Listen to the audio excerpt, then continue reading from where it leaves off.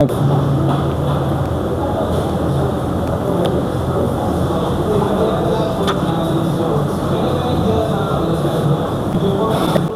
you are welcome to our interview. Thank you so much. Sure. And compliments of the season. Compliments of the season too. Thank you. Sure. Mr. Mulenga, can you introduce yourself? Okay, as already stated, my name is Kapambwe Daniel Mulenga. I'm the firstborn of my mother, and basically I have been a Lusaka boy throughout my life. Sure. Yeah, born in Lusaka. Only left Lusaka for school in Kafue, at Kafue Boys, where I did my secondary education, grade 8 to 9. Then thereafter, I was selected to David Kaunda National Technical School, where I graduated with a school certificate and later proceeded to study a bachelor's degree in education with Kwame Nkrumah University. Wonderful. Thereafter, I worked for the private sector for about 8 years or so. But You worked as a what? as a teacher rather. As a teacher. Yes, in a mission-based school run by the Catholic for about 8 years or so.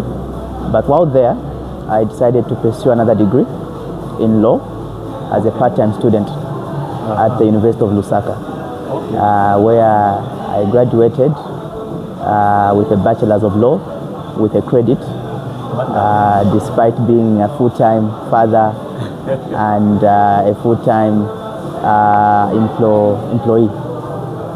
So that was somewhere last year I graduated last year in October. So you are a teacher, you are a lawyer? Yes, kind of, though the law is a bit on the ease for now. Sure. Yeah. Oh, wonderful. Yeah. When I met you, you were driving a Yango. Yes. Yes. What motivated you as a teacher, a lawyer, to start a business with Yango? Well, you need to know that with family comes responsibility. Yes. And what primarily motivated me is that if I don't show up for my family, nobody will show up for them. That's true. And having a regular income, which would come in on a monthly basis, you will note that bills do not wait for the month end. So we spend money every day. Yeah. So if money is spent every day, it must be earned every day. Yes. So to answer your question in a nutshell, basically what motivated me to take up Yango is the fact that I must increase my cash flow because expenses are daily and expenses don't wait for the month end. That's true. Yeah. And when we met, you said that Yango business is not a side hustle, but a full-time business. Explain. Yes. There has been this conception that when you are in a full-time job or if you are fully employed, then what you do for yourself is a side hustle. Yes. Now that for me is the beginning of problems. And that is why you'll have many people, you know, they are earning money but they can't account for it. Money passes through their hands but they don't know how it disappears. Why? Because we treat our employers' workplaces as serious as possible. We are even proud of saying, I'm a teacher. But you cannot proudly say, I'm a Yango driver. I'm a Yango driver. So there's this kind of downtrodden concept of what we do for ourselves, and we call them side hustles. So basically the concept of side hustle is a wrong concept altogether, but rather what we should adopt is that what we do for ourselves, it is actually business. Now, why is it important to treat the side hustles as business? It revolutionizes your mindset.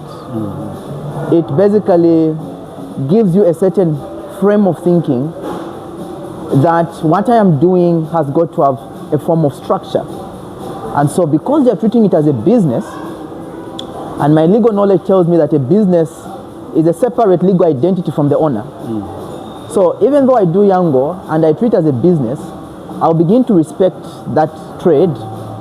I'll treat its income separately. I'll develop a structure for it. I'll develop respect for it. I'll show up in time because there's this aspect, it's mine. Yeah. So I can report at any time. So for example, let's assume schools have closed and I'm not reporting at my usual place of work. Now because it's my car and it's my time, then I wake up at 10 hours.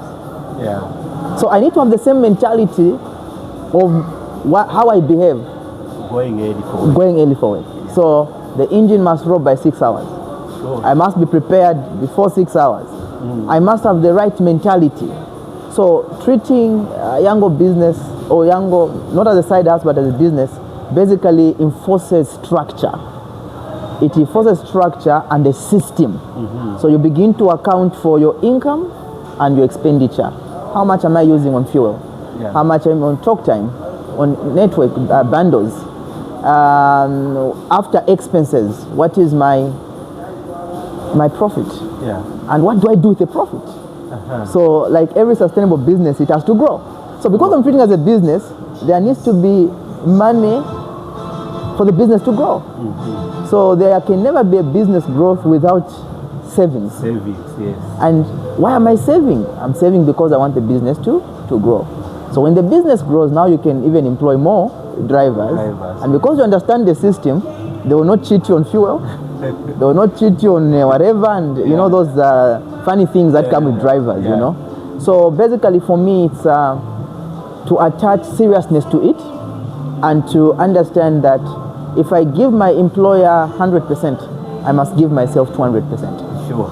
Basically, in a nutshell. Thank you. And how do you manage your time between these two tasking businesses that you do, teaching and also the Yango driving? We must note that time is the greatest gift that God has given us. Sure. And we have 24 hours in a day. And so it's about structure, not leaving anything to chance. Chance, yes. Every hour must be intentional. So for example, you know that I'm a Christian, by the way, and I begin my day 0304 with prayer and devotion. Then I do some mini cardiovascular exercises. Then thereafter, if it's not a holiday like this, prepare for work, of course, and give my employer their dues. So I'm reporting for work. Teachers report at 6:45. Sometimes 7:10. That must be the last time of reporting. So I'm there basically from 7:10 to 16 hours. And the question then is, after I'm done with my employer's job, what next for me? What next? So because I also have a business, I remove the teacher and become a driver. The heart of the teacher is removed. Yes, but I'm a teacher even as I drive. I'm a teacher because as you met me, we had some form of education there. Yes. So my vehicle is a mobile teaching service. Mobile school. So you realize that it's basically structure. Okay, what time am I going for work? I'm going for work at this time to this time. After work, what happens? Okay, I'll do Yango maybe 16 hours to someone 19 hours. Because at the end of the day, I need to get home on time. So 16 hours to someone 19. So it's a structure. And you're basically saying, okay, between Monday and Friday, I cannot do as much, but maybe 5 trips. So it's a structure. So you know that my target is what? 5 trips. 5 trips. You know, so you are basically aiming towards that. And on Saturday, since I'm not going for work, it's a full-time job. And then on Sunday, of course, I go to church. So when you create a structure like that, you can harmonize. And basically, my second degree has helped me also. Because look, I used to go for work. After work, what time were lectures starting? They were starting at 17 hours. 17 to about 19, 20 hours. So now that I'm not at school, what do I do in this period? Yango. Yango. Yeah, or any other Business. thing that can bring some income to me. Okay. Yes. What characteristics do you think an entrepreneur like yourself should have to be a success? Yes. I'll basically tell you that motivation fades. It's not always that you're going to wake up motivated, wow, and you're feeling all good. Yeah. Motivation fades. Yes. So one prominent characteristic of an entrepreneur is basically discipline. Discipline is fundamental to entrepreneurship. But not only discipline without structure cannot work. Cannot work. Yeah. So it's about discipline combined with structure. So what is this structure? Structure basically is what am I earning? What am I spending? So accountability. Accountability. Yes. Because many people are disciplined. He's a teacher, he goes for work. Yeah. He's a lawyer, he does that. But stagnant. Yeah. Never growing. She's a marketeer, she sells flitters. Yeah. But doing the same thing for 20, 30 years. So for me, it's about discipline combined with structure produces exponential results. Yeah. So to answer your question, discipline plus structure, of course, these other issues, to put it in a phrase, discipline, determination, hard work. These three are core: discipline, determination, hard work, vision oriented. Yes. Even the Bible is very clear. Write the vision. Yes. Because when you run, the vision will guide you. Guide you. Yes. So you must have, first and foremost, you must have a vision. Then vision accompanied with discipline, determination, hard work. Yeah. Now, when structure finds these, the other component. results are exponential. They follow. Yeah. Yes. So structure does not work without this. There are some organizations that have a very beautiful structure on paper, but without a disciplined workforce, without a determined workforce, without a vision-oriented workforce, realize that the structure will just be admired on paper. And then you're like, but we had somebody to come and give us a business model. Yeah. Why isn't this business working? It's because you have a personnel that is not disciplined, Yeah. that is not determined, that is not vision-oriented. So at the end of the day, what you are doing is just basically neither here nor there. Yeah. Okay, thank you very much. Explain the business principles that you use. Well, there are several business models or principles, but one prominent business principle that I've come to adopt is that you don't profit from one client. Okay. You don't profit from one client. There's a lot of extortion out there. I meet you, and what I see is money. Money, yes. And so I'm thinking, I may not have another windfall, so I'll make sure I make everything from I make everything from him. For me, I believe that wealth business is built little by little, fair pricing, favorable working environment. Yeah. So it is those little things that we do on a day-to-day basis. So for example, saving 50 kwacha every day translates into 300 kwacha per week, translates into 1,200 kwacha per month, Per month. translates into 12 to 14,000 kwacha per year. Now that is not for everyone. Oh. That is for people who understand that growth happens over time. Over time, yes. So imagine going into the new year with a 12,000 kwacha. You just started with a what? A 50 kwacha. Yes. So now what has happened? You have increased your profit. Your profit, yes. You have increased your capital. Yeah. And so you have more leverage. But it took those steps. Yes. Now, because you have 12,000 kwacha, whereas it took you 1 year to have 12,000, but because of the principle of compounding, Yes. realize that the 12,000 kwacha you took 1 year to make, you now make it in 6 years, in 6 months. 6 months, yes. You have 24,000 kwacha. Yeah. 24,000 now, you 3 months. Yes. And what you used to take 1 year, you now start making it in what? A weeks, Yeah. in days. Is what I mean, eh? Even in hours. Yes. So for me, business, basically, to answer your question, what business principles do I use? Basically, I have one motto, wealthy gotten little by little, and that you find in Proverbs. Yeah. Wealthy gotten what? Little by little is sustainable. Yeah. I don't live life to chance, to gambling, but I believe that it's a daily, consistent things that we do on a daily basis that make businesses successful. And I remember one thing that you said is that you are very lucky because you touch money every day. Yes, yes. Can you elaborate on Yes. that?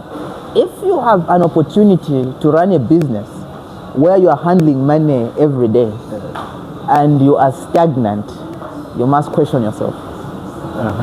Of course, I acknowledge that the formative stages of every business is challenging. It's basically a principle again. Yes. Before you have growth, you must have death. Sure. Seeds, we're in the rain season now. You know, we plant a seed and then we allow it to die, germinate, and then after that it sprouts. Yes. So it may be challenging in the teething stages, but there comes a point because you're showing up every day, you're showing up, and you're beginning to, it starts with confusion. Through the confusion, you are learning, and you're unlearning, and you're relearning. Yeah. What is birth after structure? Structure. Then you begin to master the trends. Oh, so when I handle a 50 kwacha today, and if I can put it aside for these days, you know what I mean? Yes. So anyone who handles money on a daily basis makes decision daily. Ah, yes. So you have 26 days. I've removed 4 days for Sunday. Yeah. You have 26 days to make a decision over your money. Over your money, yes. Whereas if you're going to wait for the month end, you only have 1 day to make a decision. And only 12 days. Only 12 days in a year. So who then is advantaged at that one? So basically, when you're handling money every day, it gives you that leverage to make a decision on a daily basis. That is why I say anyone who's in a business of handling money daily, they are advantaged because they have got power over their money. Okay, yeah, that's wonderful. What is your advice to young people who are still in colleges and universities and they don't know what to do? Yet in Zambia, we've got plenty of land, plenty of opportunities, which we don't see. My advice to young people is that start early. It's painful that I'm a teacher. You'll have an education system that educates you for 20 years, and at graduation you're given flowers with a zero bank account. How do you justify an education system that trains you for 20 plus years and cannot empower you with financial knowledge? So for me, my advice to young people is that the education system for now is not favorable in the sense that it will not give you the necessary tools of how you can start your business, issues of money, compounding, interest, bonds, estates. You know what I mean? Yes. So you've got to take a personal effort to begin to teach yourself about these things. I didn't go to university to learn these things I'm talking about. Yes. But these are things I've learned the hard way through society. So you have YouTube, instead of using YouTube for useless things, Facebook, you change your algorithm and it will begin to feed into you. You know, so you begin to learn early, you begin to master the principles of money quite quickly, you begin to master the principles of communication quite quickly, you begin to master the principles of emotional intelligence quite quickly, so that by the time you are graduating, you are a holistic being who knows what they want to do. I've had Junza students who start business from their, take home, that allowances. Some of your parents give you pocket money if you're privileged. Take away something. The richest man in Babylon says, a part of what I earn is mine to keep. So don't spend everything. It can be as small as 100 kwacha, but always ask yourself, what am I saving for? So the earlier you start, the better. And there are opportunities everywhere. And do not look for opportunities away from your gifts and your talents. The Bible says a man's gift will create room for him. He will stand before great people and not ordinary people. Thank you. Thank you, Mr. Mlenga. It has been a pleasure. You're welcome. Thank you so much. All right. Lovely. Okay. Bye. It was wonderful. No, thank you so much. I hope I've added some insights. Sure, a lot. Okay. Let's see.